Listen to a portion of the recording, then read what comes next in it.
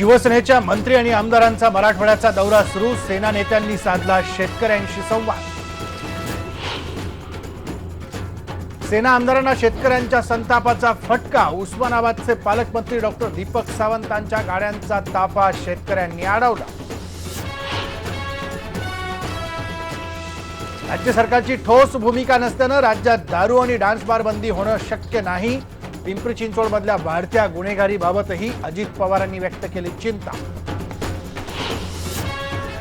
शिर्डी विमानतळासाठी राज्य सरकारची साई संस्थांकडे 110 कोटींची मागणी। नागरिकांनी मात्र पैसे देण्याला केला विरोध। प्रसिद्ध लेखिका अरुंधती रॉय यांना महात्मा फुले पुरस्कार प्रदान। अभाविपची कार्यक्रमस्थळी दर्शन। मराठवाड्यात थंडीची चाहूल लागताच रंगू लागल्या हुरडा पार्ट्या। गावरान मेव्यासह चुलीवरच्या जेवणानं रंगत वाढली।